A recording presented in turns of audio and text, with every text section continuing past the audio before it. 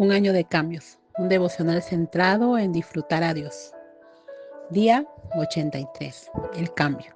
¿Cómo funciona su soberanía? Parte 1. Todo esto sucedió para que se cumpliera lo que el Señor había hablado por medio del profeta. Mateo capítulo 1, versículo 22. Siempre me ha fascinado los primeros capítulos del Evangelio de Mateo. Pero ¿por qué comienza con una genealogía tan tediosa? La razón es clara y significativa. Mostrar que Dios cumple con lo que dice. Si Él dijo que el Mesías descendería de David, entonces así será. ¿Qué función tiene la genealogía? Dejar registrado que fue así. Probar que Dios es soberano, que Él cumple, pero no caigas en la trampa que cae la mayoría de la gente que lee la genealogía. No la pases de largo sin pensar en algunas de sus implicaciones. ¿Te das cuenta de que estamos hablando de 2000 años de historia? Considera lo siguiente. ¿Te gustaría poder controlar con quién se va a casar tu hija? A mí sí. Ni tú ni yo tenemos la capacidad de lograr esto. No podemos controlar el corazón de nuestros hijos y mucho menos el corazón de la persona con la que se casarán. ¿Y qué de nuestros nietos?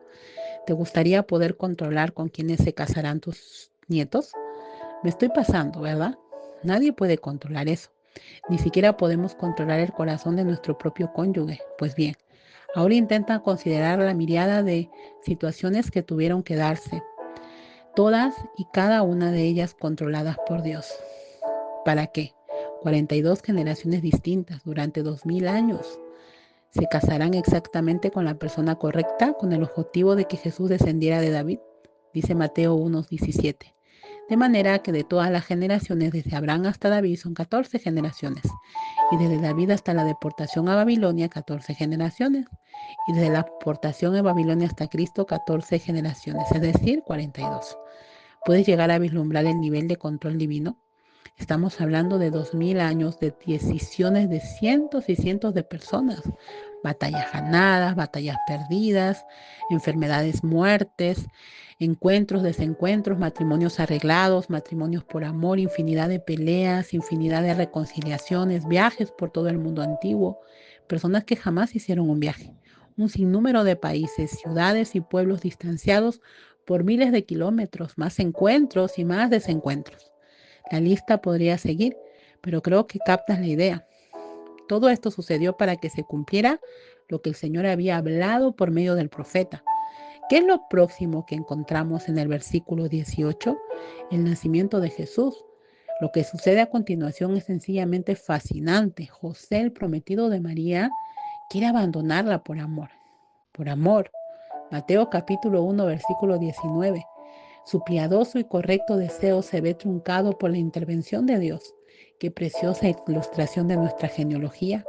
Es como si Mateo dijera, así funciona la soberanía de Dios. ¿Qué sucede? Dios mismo manda a un ángel para advertir a José y ordenarle que se case con María. ¿Qué habría pasado si esto no hubiera sucedido? ¿Jesús habría muerto? María, embarazada ilegítimamente, habría sido apedreada, pero Dios está en control.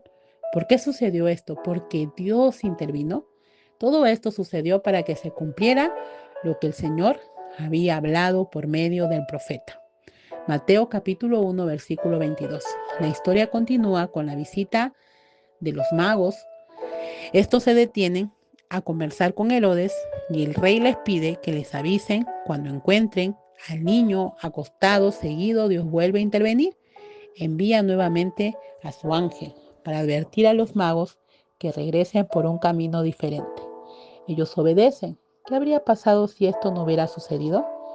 Jesús habría muerto, Herodes habría logrado su cometido, pero Dios está en control. ¿Por qué sucedió esto? Para que se cumpliera lo que el Señor habría hablado por medio del profeta. Mateo capítulo 2, versículo 5. ¿Quieres más ejemplos? En el verso 13, Dios vuelve a intervenir. Un ángel le advierte a José que Herodes quería matar al niño y le ordena que se vaya a Egipto. ¿Qué habría pasado si esto no hubiera sucedido? Ya sabes la respuesta. Jesús habría muerto. Mateo capítulo 2, versículos 15 y 17. Pero Dios está en control. Finalmente, En el capítulo 2, versículo 19, Dios interviene por última vez y guía a José a volver a Nazaret. Porque hace esto para que se cumpliera lo que fue dicho por medio de los profetas: serás llamado Nazareo. Mateo capítulo 2, versículo 23. ¿Puedes verlo? Jesús tenía que vivir allí. ¿Por qué? Porque Dios lo había prometido. Paul Tripp tiene razón. Las promesas de Dios se cumplen hasta ahora donde llegue su soberanía. Puede darte lo que necesitas solo en los lugares donde Él gobierna, pero tú mismo lo acabas de ver. Él lo gobierna todo. Para orar y meditar a lo largo del día, Dios puede hacer siempre todo lo que quiere, como quiere, donde quiere y cuando quiere. Él me ha llamado a confiar y 2000 años de historia avalan su palabra.